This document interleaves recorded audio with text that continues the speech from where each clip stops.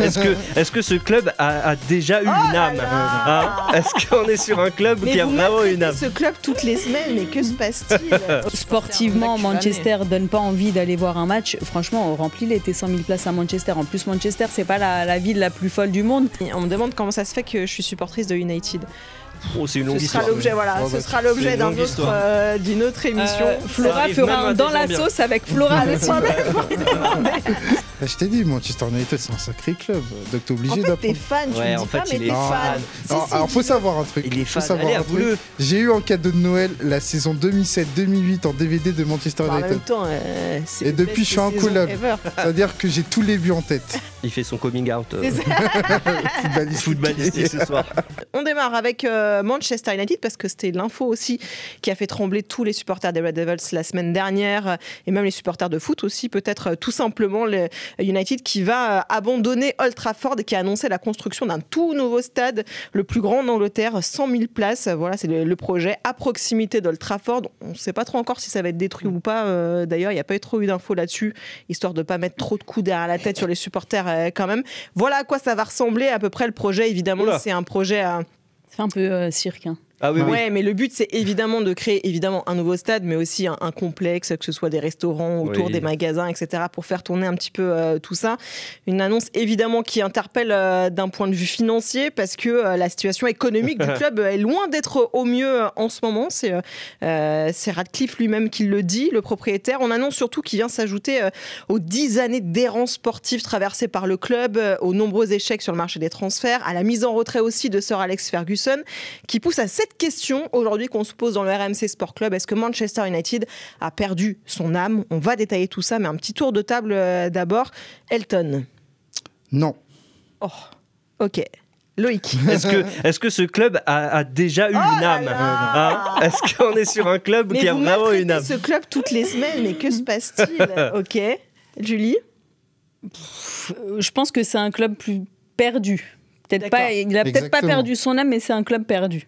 Actuellement, en tout cas, tu parles. Oui, et depuis quelques années.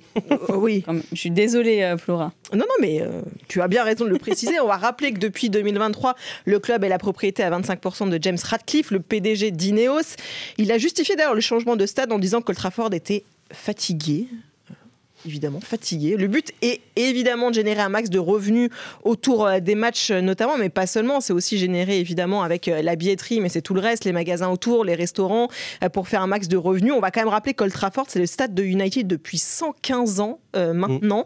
C'est le théâtre des rêves, c'est une institution. Moi, c'est pour ça aussi que je m'étais poser cette question-là du côté de quand on parle d'âme, c'est l'histoire aussi de ce club. Old Trafford, c'est l'histoire de Manchester United et on s'apprête donc à rayer ça du jour au lendemain. Ça vous choque pas plus que ça? Bah après, tu sais, c'est un peu le lot de tous les clubs. C'est pas spécifique à Manchester United. Regarde à Milan, ils sont en train de parler déjà de l'après San Siro, Giuseppe Meazza. Donc malheureusement, dans l'ère moderne, tu as envie d'avoir un stade qui colle effectivement un peu plus aux standards récents. Après, pour moi, c'est clairement... Enfin, je veux dire... Les propos de Radcliffe sont quand même assez lunaires parce que c'est clairement pas la priorité en fait que d'évoquer la construction d'un nouveau stade ou le besoin de construction d'un nouveau stade. Déjà, il faut le remplir ce stade et pour le remplir, il faut avoir des résultats et déjà, il faudrait peut-être commencer par ça, c'est-à-dire peut-être remettre le club à l'endroit sportivement parlant et après éventuellement songer à quitter Old Trafford. Après, a priori, ils ont quand même un taux de remplissage à 100% quasiment à chaque match à United. Je ne sais pas si vous êtes déjà allé à Old Trafford, mais globalement, c'est 100% de touristes qui sont dans le stade. Donc, je pense que si tu passes à plus de 100 000 places, a priori, tu vas le remplir. Mais même, en fait, c'est ça qui est paradoxal. Et tu parlais des déclats de Radcliffe sur la situation économique, notamment du club, parce que le stade est plein, en fait, à chaque match. Et pourtant, ils perdent de l'argent chaque saison, malgré justement les revenus générés par le stade. Et évidemment, le côté sportif dont on va parler. Mais par rapport à Old Trafford, même les Glazers, qui étaient les propriétaires américains, qui étaient décriés par les supporters depuis des années, n'ont pas osé s'attaquer à Old Trafford. Il a été rénové, Old Trafford, une première fois pour être un petit peu agrandi et rénové, mais ils n'avaient pas osé l'enlever complètement. Là, on s'attaque quand même à l'institution du club. Oui, exactement. Alors, pour répondre à la première question, pourquoi j'ai dit non? Parce que, en fait, c'est un club qui doit se réinventer. parce que Loïc, il l'a connu avec l'Inter qui a connu un passage à vide, le Barça a connu un passage à vide, l'AC Milan a connu un passage à vide, et donc par rapport à ça, c'est surtout réinventer un club, réinventer une dynamique sportive et économique. Parce que c'est vrai qu'il faut faire très attention au jugement définitif en disant un club a perdu son âme parce qu'il y a une période de disette. Non, c'est surtout qu'en fait, il faut penser, établir une stratégie pour revenir au sommet. Et ce qui manque à Manchester United, c'est surtout ça, une vision. Alors, ça peut partir à partir du stade pour avoir une vision d'avoir Manchester United qui soit un club conquérant, gagnant dans une dizaine d'années. Mais ça va être une étape. Maintenant, l'étape la plus importante, comme tu l'as dit, c'est d'avoir des résultats sportifs qui vont contribuer à faire que Manchester, sur le terrain sportif et sur le terrain économique, redevienne le club qu'il a été. Vous trouvez pas ça bizarre? Parce que normalement, c'est l'inverse qui se passe. C'est-à-dire que ton club, il est en bonne santé, on va dire, financière et en bonne santé sportive. Et là, il réfléchit à construire un nouveau stade pour pérenniser ça. Et là, c'est l'inverse. C'est-à-dire que tu es en galère, à la fois en termes financiers, puisque soi-disant, ils étaient même pas sûrs que Manchester aille jusqu'à Noël, selon les propos toujours de ce même Radcliffe. Et sportivement, c'est une catastrophique. T'es 13e de Première Ligue. Ils ont gagné 3-0. Qu'est-ce qui t'inquiète? 14e? T'es sûr? Ils sont pas remontés 13e. Tu vois, c'est déjà assez catastrophique. Parce que quand tu penses, si tu veux faire des comparaisons un peu à la con, tu prends Arsenal. Bon, quand ils ont décidé de changer de stade, ils étaient ils ont détruit Highbury. Voilà, Highbury pour construire l'Emirates, ils étaient au top. Là, Milan, enfin l'Inter entre guillemets, qui pense aussi à changer de stade. Bon, ils sont plutôt pas mal, on va dire sportivement parlant et financièrement parlant. Donc c'est la suite logique. Alors que là, t'es à l'inverse. Je sais pas si c'est vraiment dans la construction par rapport à ce que dit Elton en plus. Construire un projet clair, bien établi.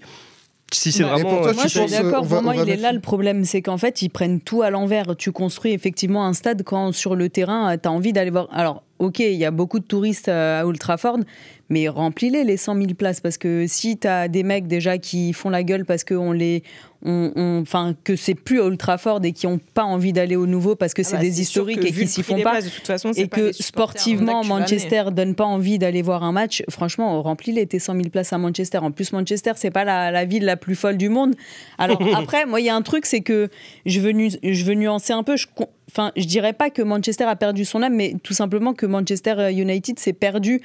Old Trafford, c'est un peu vétuste, tu vois. Tu peux prendre le pari de rénover ou de construire autre chose, mais je pense que Radcliffe est vraiment dans l'optique de faire ce que tout le monde fait en Europe en ce moment, c'est construire des grands stades. Mais tu vois, Bernabéu, ça a été rénové. Tu vois, oui, ça a été rénové. La structure de Bernabéu. Mais si tu regardes le Wanda Metropolitano, tu vois, ça suit cette logique-là. Tu vois, si on prend les stades un petit peu, alors tu prends l'exemple d'Highbury, c'est totalement ça en fait, c'est s'asseoir complètement sur un stade qui représente malgré tout ton club, parce qu'il y a le club, c'est évidemment le club, mais il y a aussi l'enceinte dans laquelle tu joues.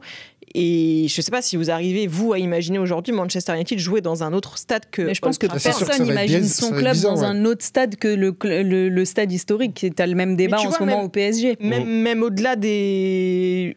On va pas forcément se mettre dans le prisme des supporters de United, tu vois, parce que forcément c'est un peu biaisé et tout, mais Old Trafford reste une institution, même en Europe, tu vois, t'en viens pas à appeler un stade le théâtre des rêves, ça reste quand même quelque chose de. C'est comme si on nous avait dit, ouais, tu détruis Bernabéu. Je pense que tout le monde aurait été, tu vois, un petit peu. Mais ça revient à ce que tu disais, c'est qu'aujourd'hui, on est dans un sport business et que le business prend le pas sur tout ce qui est historique. Et Radcliffe, il est arrivé là. Je pense que l'histoire de United, il s'en contrefout royalement. Après, lui, c'est un vrai de base. Hein. C'est censé être un vrai de vrai. Supporter, je parle de Manchester United. Après, ça ne garantit pas d'être pragmatique. Oui. C'est surtout ça. Voilà.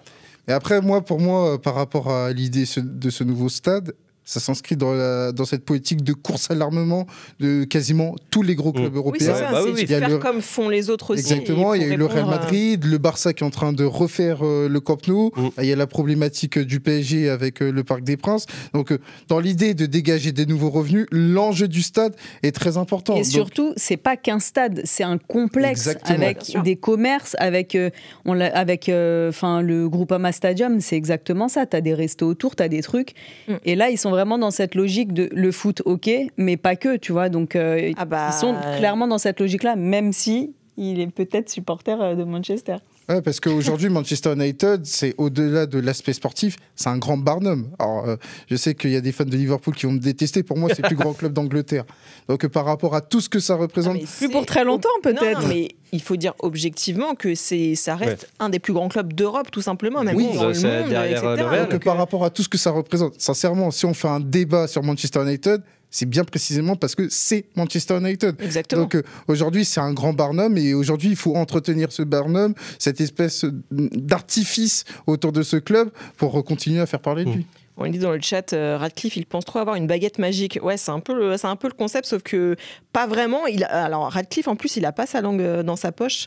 Il a annoncé que le club était dans une situation financière délicate en accusant notamment certains joueurs. Et il dit certains joueurs ne sont pas assez bons et d'autres sont probablement trop payés, mais il faudra du temps pour que nous formions l'équipe dont nous sommes pleinement responsables et pour laquelle nous devons rendre des comptes. United aujourd'hui, c'est 880 millions de dettes, c'est 136 millions de pertes par rapport à la saison dernière, sur la saison dernière.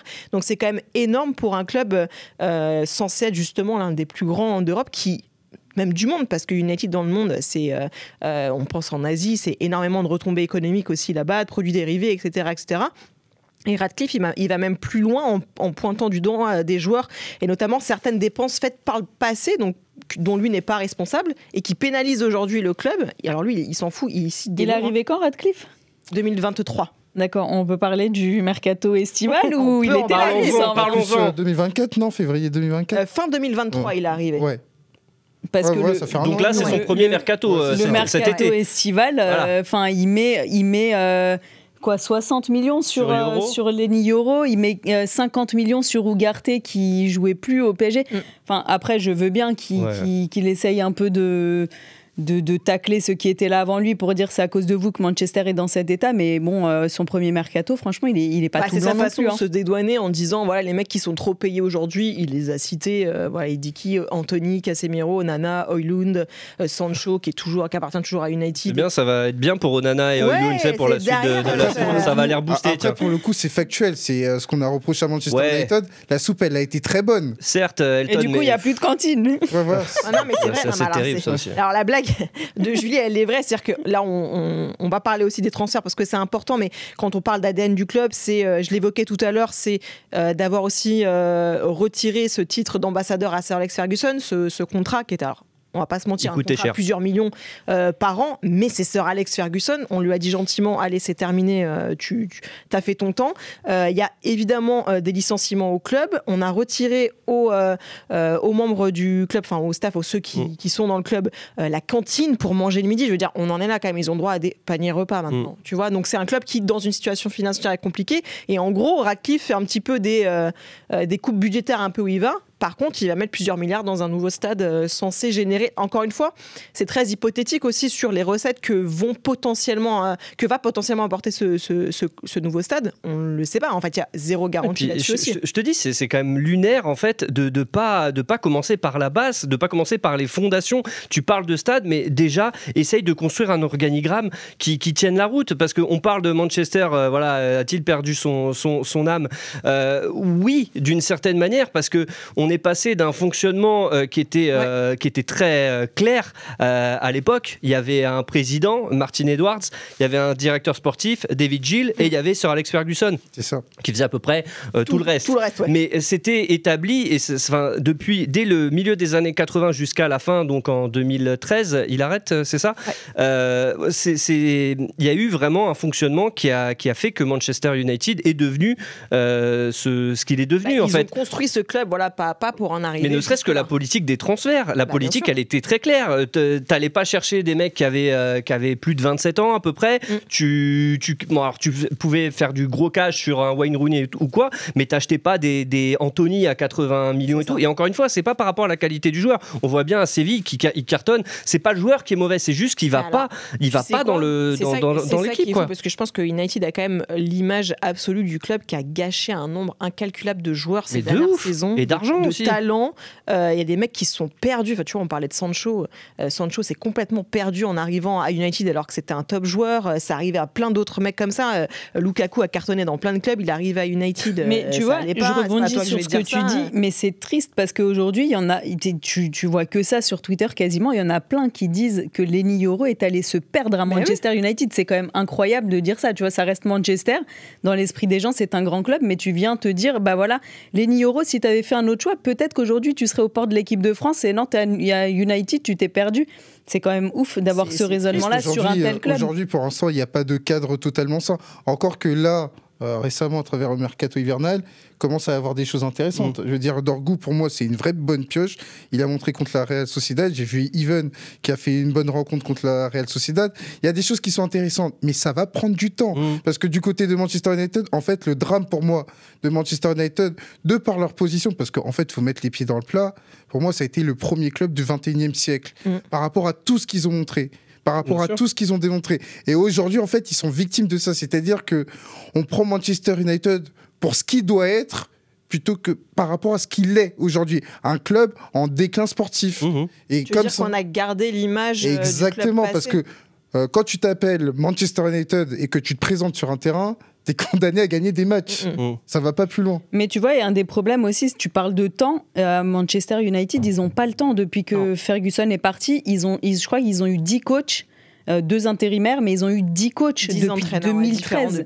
Est-ce que tu te rends compte? C'est incroyable. T'as quasiment, je grossis le trait, mais t'as quasiment un entraîneur par saison. Et en plus, Julie, ce qui fait du mal à côté de ça, c'est qu'il y a en parallèle la montée en puissance, ou plutôt la résurgence d'un Liverpool, la montée en puissance de Manchester City, ce qui fait écho à quoi? Ce qui fait écho à ton déclin. Mais surtout qu'en fait, quand tu expliques pourquoi ces clubs fonctionnent, quand tu regardes l'organigramme, tu as tout de suite compris. Et encore une fois, le départ de Ferguson, c'était pas simplement le départ d'un entraîneur, c'est le départ d'un manager, au-delà du personnage iconique, tout ça, mais ils avaient réussi des gens compétents à des postes importants. Et tu l'as bien vu derrière, qui c'est qui a pris la succession de Gill, c'est Woodward.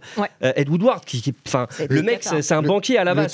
Il a joué un rôle dans le rachat de Manchester United par les Glazers et il s'est vu promouvoir comme ça. Mais qu'est-ce qu'il y connaît au foot, Woodward? Rien du tout. Et les Glazers, ils y connaissent rien au foot non plus. Mais le truc, c'est que ils étaient là déjà en 2005 quand Ferguson était là. Ils ont fait 8 ans ensemble, ça s'est très bien passé. Pourquoi? Parce que souvent les supporters de United, ils me font marrer, ils font les Glazers et tout, comme si c'était eux les principaux responsables. Ouais, mais ils signent des gros chèques, les Glazers quand même. On peut pas dire qu'ils aient pas mis la main au portefeuille pour au succès d'United. Simplement, ils sont pas très compétents, ils connaissent pas beaucoup de choses au foot et surtout ils ont pas été capables de mettre en place un organigramme compétent qui puisse faire comme ce qu'a fait Manchester City, parce que on parle de Guardiola et tout, mais il y a Begiristain, il y a beaucoup d'autres gens qui sont là, qui ont mis ça. Michael Edwards à Liverpool, il y a Edu à Arsenal, tous ces gens-là, ces gens compétents qui savent apporter justement leur savoir et aider à construire un effectif et après être performant sur le terrain. Tu vois, ça va peut-être te faire grincer les dents, je suis désolée Flora, mais tu vois, le truc, c'est qu'à Arsenal, quand Arsène Wenger est parti, tu avais un peu le même période de flottement. Elle a duré beaucoup moins longtemps.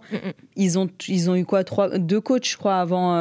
Unai Emery, Mikel Arteta. Ouais, c'est ça. Et ils ont eu un intérimaire entre les deux. Mais tu vois, on était là à se dire comment ils vont rebondir après. Bon, alors, certes, Arsenal n'a pas remporté la première ligue depuis le départ d'Arsène Wenger. Ils sont redevenus compétitifs. Manchester United non plus. Ils ont pris le temps. Gagné une coupe de l'UEFA. Ils ont pris le temps avec Arteta. Ils se sont dit.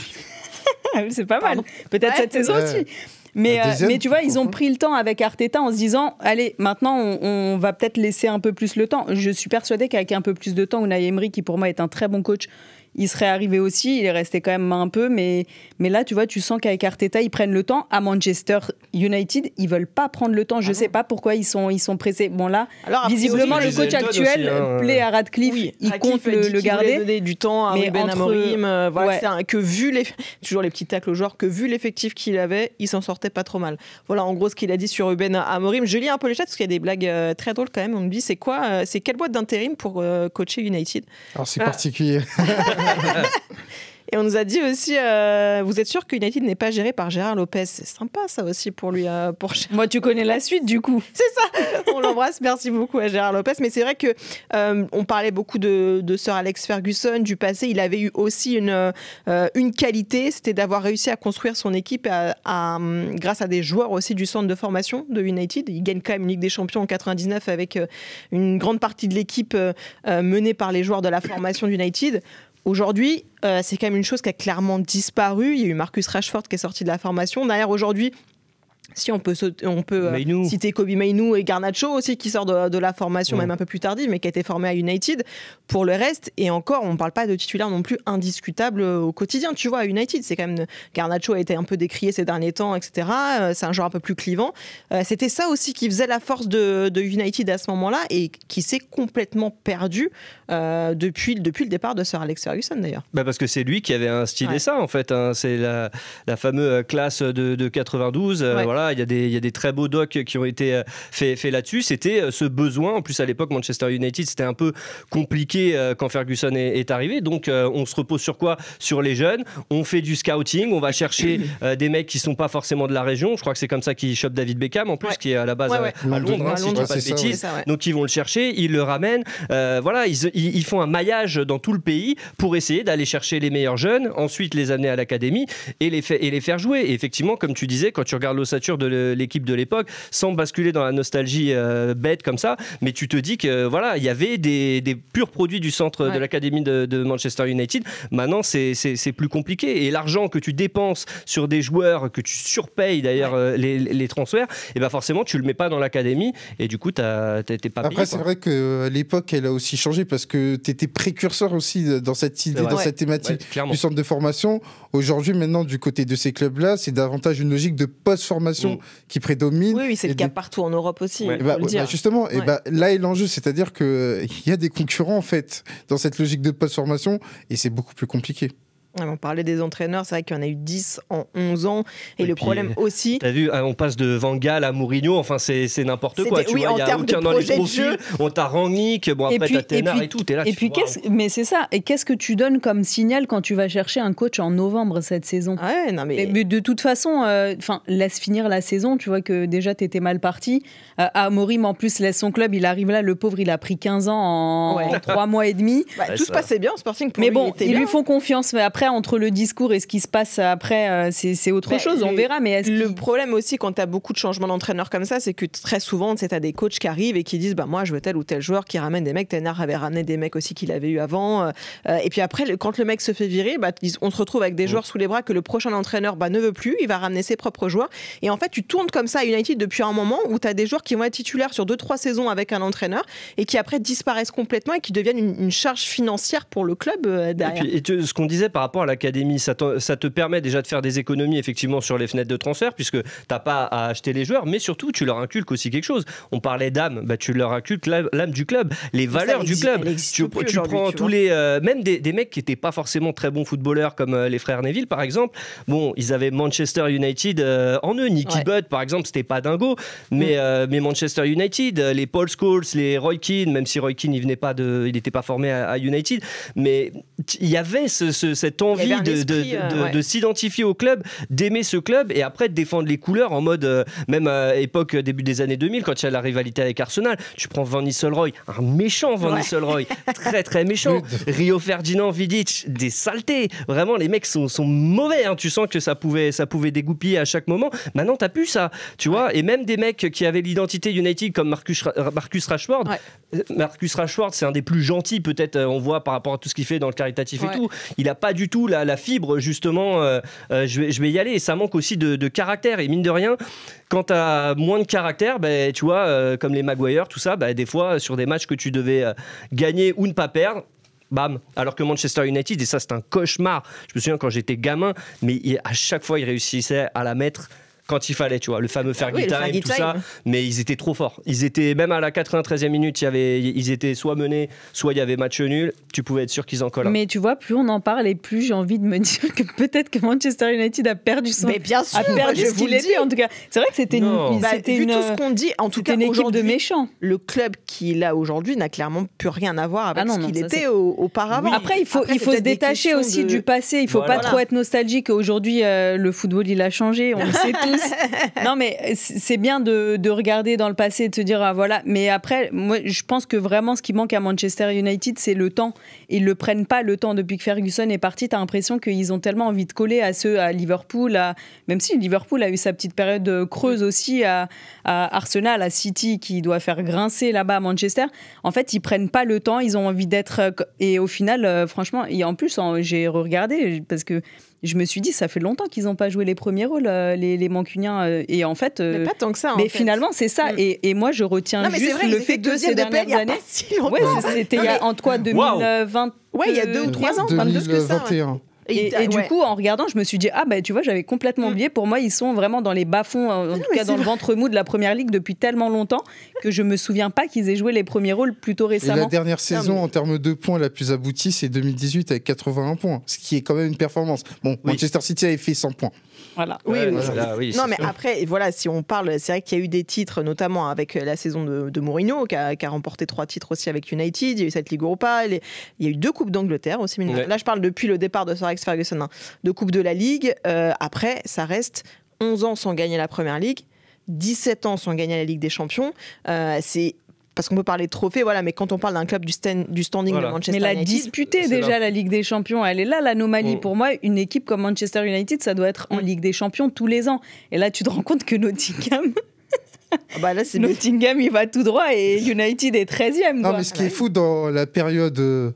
morose, triste, on peut dire ce qu'on veut du côté de Manchester United, c'est que tu es en lice pour faire 3 ans de suite avec un trophée à la fin de saison. Alors que de 2017 à 2023, tu remportais pas de trophée. Ouais, mais dans l'impression qu'il laisse, franchement. Ouais, mais voilà. Et maintenant, c'est aussi l'erreur qui a découlé avec le fait de garder Ten Hag, c'est que pour moi, la Cup 2024, ça l'a sauvé. Ça a été l'arbre qui cachait la forêt. Et derrière, on est rentré sur un mode. Tout ça pour le virer quelques mois. Exactement. Après. On n'était pas sur un mariage d'amour, on était sur un mariage de raison, à savoir, bon, il a gagné la Cup. Ça vaut quand même le coup de le garder. Il n'y a pas un candidat qui se dégage sur le marché des transferts en ce qui concerne les coachs. Et en fait, tu l'as payé plus tard. Derrière, tu as été obligé de prendre Amorim en urgence. Ouais, et le pauvre, effectivement, il a pris quelques années dans la tête depuis qu'il est arrivé. C'est le métier qui rentre. Je pense qu'il n'a pas fini. Je pense qu'il va avoir quelques cheveux blancs d'ici là. Mais c'est vrai que quand tu parlais des joueurs charismatiques du club, aussi des légendes, si on regarde l'effectif aujourd'hui, si vous devez me citer un joueur qui représente United aujourd'hui, vous me dites qui ? Complexe, hein. Maguire, mais j'ai envie de rire derrière. Mais voilà. Bon, non, en vrai, il y en a un qui vient assez facilement, non ? Alors, même si parfois il m'agace au plus haut point. Je sais qui tu vas citer. Bruno Fernandes. Bah oui, bien sûr. Oui. Ouais, mais alors on parlait de charisme et de leadership. Non, mais c'est peut-être rien à dire sur le joueur. Sur le terrain, c'est quand même un mec qui a un peu ce côté hargneux, qui a un peu ce côté vice parfois, qui a un peu ce côté, tu vois, ils sont là dans le chat. Bruno Fernandes, bien sûr.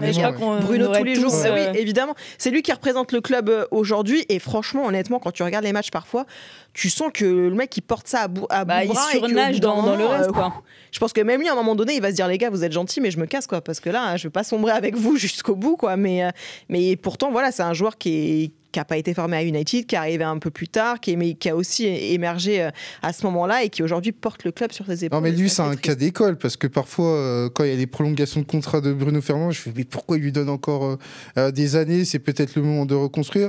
Mais en même temps lui il est aussi victime de la situation de Manchester United, parce que au vu des statistiques qu'il a, et vraiment j'insiste là-dessus, au vu du rendement qu'il a, le drame de Bruno Fernandes c'est qu'il arrive dans un Manchester United qui est totalement déstructuré.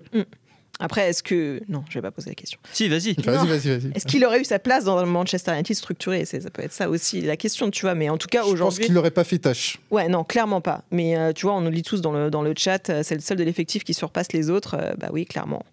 Clairement, on l'a attrapé, on va plus le lâcher. C'est une prise d'otage. Ouais, ça peut être ça pour Bruno Fernandes, effectivement, qui se retrouve pris en otage. Un petit quiz, les amis ? Allez.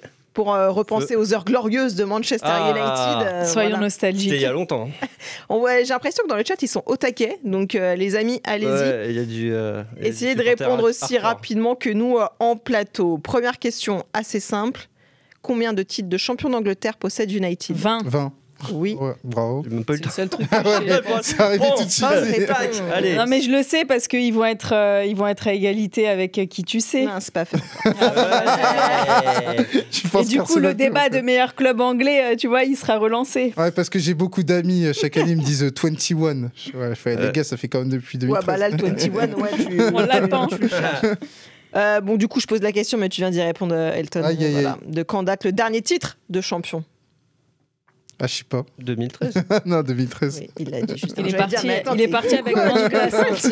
Non, évidemment. Il est parti avec grande classe, Sir Alex Ferguson, quand même. Fou. Et c'est terrible hein, pour les successeurs. Ah bah derrière. Le mec part avec le titre, tu sais, genre, bon bah merci, on serre la main. C'est pas comme ceux qui disent non, je vais rester peut-être que. Non, il est parti au bon moment. Clairement. Oui. Parce qu'il avait déjà dit plusieurs années avant qu'il voulait partir. Attends, sur le chat, comment ça, 2008, les gars Le titre de champion.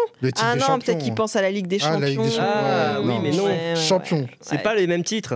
Non, champion, c'est 2013. Tout la même chose. Les amis, on me demande comment ça se fait que je suis supportrice de United.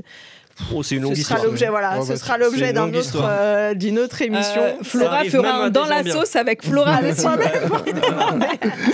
Non, juste ça fait très longtemps. Voilà les amis. Attends, je vois Chicharito. Il y avait Chicharito, effectivement, on le voit à côté de Sir Alex Ferguson. Carlos Tevez. Bah oui, mais c'est des autres époques. Le maillot, il était quand même pas mal. Et là, t'étais quand même un peu sur le déclin. J'étais tellement fan de derrière. Vidic. Je te confirme que t'es sur le déclin. J'adorais Vidic. Oui, moi, avant qu'il signe à l'Inter, j'étais fan aussi. Puis j'ai eu la version Vidic de Wish. Mais ça arrive et je peux dire que j'aime plus du tout. Mais voilà, ça c'est perso. Alors, 4e question, les amis. Quel est le joueur français? Attends, combien de joueurs français ont porté le maillot de... Je suis pas. Pardon. C'est la 3e question. Pardon. Merci. Tu suis pas. Combien de joueurs français ont porté le maillot de Manchester United? Toute compétition confondue? Ouais. Tous ceux qui ont au moins joué une fois avec United. Les amis, c'est à vous dans le chat là, parce que là, ils galèrent. Ben non, mais tu veux un nombre ou tu veux les joueurs? Je veux un nombre. Parce que c'est chaud. Non, non, là, moi je dirais entre 12 8, et 15. 13, non, c'est pas ça. Moi j'étais sur du 6, un truc comme ça, genre non, pas plus. Beaucoup. C'est plus que ça. Ah ouais. 22 dans le chat, c'est moins. Oui, Lolo.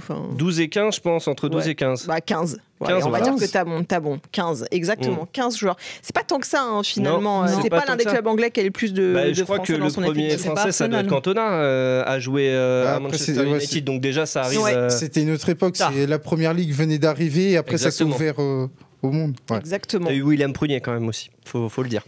Si je demande maintenant, en 4e question, quel est le joueur français le plus capé de l'histoire de Manchester United? T'as même pas eu le temps de finir. Ok, bah tu fais le malin. Combien de matchs alors pour Patrice Evra?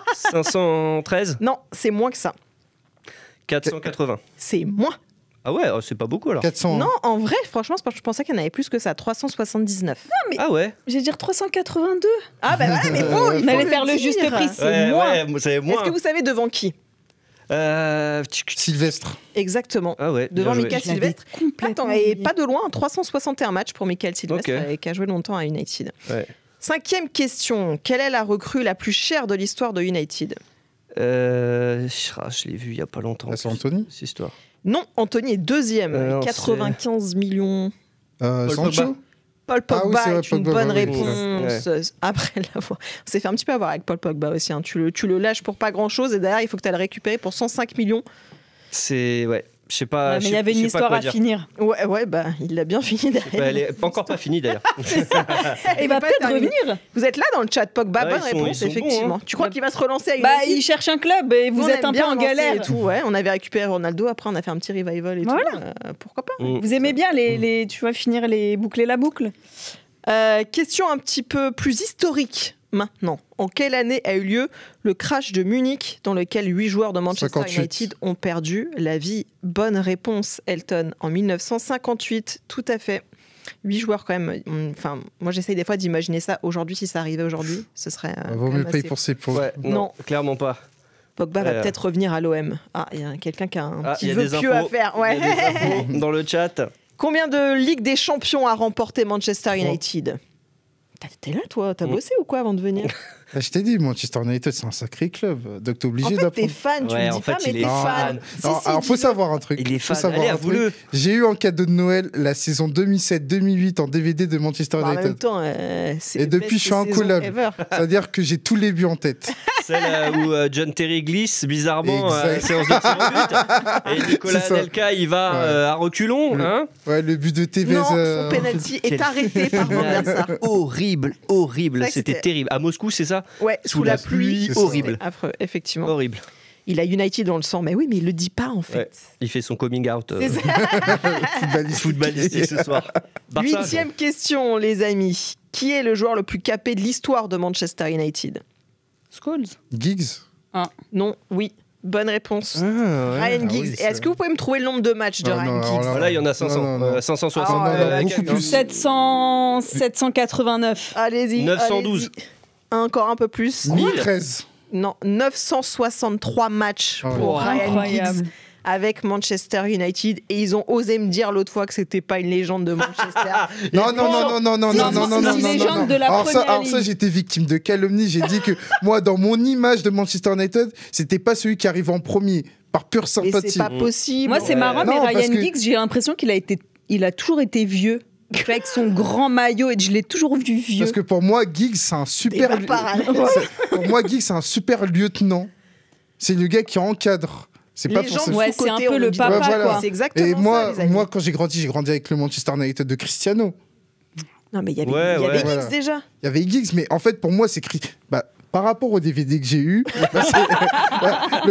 le Cristiano C'est qui pas la vérité non, absolue, mais- Elton. non, le Cristiano qui met 42 buts, moi, ça m'a beaucoup plus Oui, impacté. bah, bien sûr, bien sûr. Il était sur la fin, Giggs. 42 buts à l'époque, c'est une folie. Pas encore, mais oui, il s'est dit oui. Et il met son Mais penalty il à était- Moscou. Exactement. Eh oui, il était là. oui. Il était. Bon, on continue. Il nous reste 2 questions, les amis. Combien de temps Sir Alex Ferguson est-il resté à la tête de Manchester United? Alors. Ah, je suis nul en maths. 86 à 2013. Je te laisse calculer. Ouais, alors, c'est pour toi, attends, ça. 86, ça fait 23, 27 ans. Tout à fait. 27 ans. Bonne réponse, tout à fait, Sir Alex Ferguson. Tu m'étonnes que derrière, il faut s'accrocher pour reconstruire le club quand il s'en va. Ouais, après lui a réussi, après Busby aussi, hein, tu vois, comme disait Elton. Ouais, il est arrivé, Oui, c'était mais alors, compliqué, il a hein. quand même mis du temps avant d'y arriver, hein, Certes, tu vois. On c'est lui a des cycles, laissé mais le Manchester est pas tout seul non plus. C'est ça le truc, c'est qu'on parle de United et tout. Le club, ok, il fait pas tout bien, mais derrière, t'as City, t'as Liverpool, t'as Arsenal. Oui, mais oui, Tottenham, c'est vrai que si la on veut rigoler concurrence un peu, est aujourd'hui mais énorme, voilà. mais il y a toujours eu de la concurrence en PL après, tu vois. Après, Ouais, peut-être mais pas autant qu'aujourd'hui. Flo, souviens-toi, fin des années 90, début des années 2000, c'est Manchester et Arsenal. Ouais. Liverpool en Manchester, c'était championnat, un il titre n'existe sur pas. 2 en fait durant les années 2000. Ouais. Bah, oui, c'est il fou. remportait tout. à Ouais, chaque voilà. fois. Donc, Ils font 3 de suite à un moment donné. Ouais. Voire Oui. 4 si je dis pas de bêtises. Ouais. Non, je crois qu'ils font 3. Ouais. City, Non, City a 3, fait 4 et que c'était jamais arrivé. Donc, c'est ouais. ça, 3. Allez, dernière question, les amis. Qui est le meilleur buteur de l'histoire de Manchester United? Denis Lowe Non.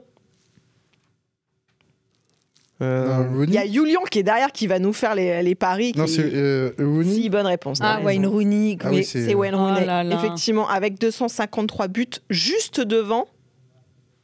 Alors là, Allez, ça va. non, là, je cale. Bah, légende du club absolu, qui est mort il n'y a pas très longtemps. George Best Ah, Non. Charlton. Exactement, ça, Ah. Bobby Charlton. Exactement. On peut donner la victoire à Elton, vous pensez? Bien sûr. Ou ouais. Bien sûr. lui non, donne. ça, non, Bien sûr. Non, c'est trop, c'est trop. Et en cadeau, on lui offre le DVD 2024-2025 de Manchester United. Félicitations, Ah oui. Elton. Ça, en même temps, tu t'es pas tapé le DVD de la pire saison, quoi. Ça va. Ça va. T'as quand même pris. Et bon visionnage. On va accueillir Julian Boubneuf, dit la Boub, qui est là avec nous ce soir. Je fais une petite place, j'enlève mes fiches, hop. Je Pour devais les tricher paris au du quiz, soir, on vous rappelle un point d'exclamation Winamax dans le chat, les amis, pour avoir les offres de notre partenaire. On va parier sur quoi? Est-ce que tu as été dans la suite logique de notre La débat? suite logique, un peu tiré par les cheveux, mais suite logique. T'imagines C'est vrai le DVD de la saison de 24-25 de Manchester, tu fais quoi? Tu le revends sur le rond-coin ou pas? Je pense que ça fait plus peur que la série Saw, tu Ouais, vois. en En vrai, vrai, les trucs comme Non, ça. mais, T'es eh, devant, Tu le troques, Elton, toi. Tu le mets dans la non, mais, poche, tu dis aux gens, servez-vous. Non, mais on dit quoi il y a rien qui si, part. on dit quoi si dans cette saison horrible, ils remportent l'Europa League? Bah, c'est Ouais, bien. super, bravo les gars. Voilà. Ligue des Champions, hein. Bah, Eh oui. c'est vrai. Bah oui. Pas faut par le être chemin pragmatique. habituel, mais effectivement. Donc t'arrives, Julian, tu mets un tir en fait. Exactement, moi je d'accord. vais essayer. J'ai essayé aussi de me rattraper, de me raccrocher avec ce qui va un peu bien, on va dire, à United, c'est Bruno Fernandes. Dont On va parlé, parier ouais. évidemment sur le Danemark-Portugal, Ligue des Nations, quart de finale aller de ce jeudi. Ouais. Donc Bruno Fernandes, buteur avec le Portugal. Des fois, c'est lui qui tire les pénaltys, des fois, c'est Cristiano Ronaldo. Ouais. Ça alterne un petit peu entre les deux. Il y a peut-être Vitinha maintenant pour les trois. Mais 4-20, la cote de Bruno Fernandes, buteur Fernandes, face buteur. au Danemark. Au Franchement, Danemark, ça peut se tenter. Hein. ça peut se tenter. C'est une cote assez, on va dire, osée, Ouais. mais c'est quelque chose qui se tente. Tu mets pas beaucoup et franchement, ça peut Exactement. passer. Ouais. On est là pour rigoler aussi. Ouais, exactement. Et on rigole beaucoup avec Manchester United. Oh, moi je vais plus faire de Il Il y aura un C'est ça, ton stade problème. cirque bientôt. Le cirque Manchester. Merci, Julia.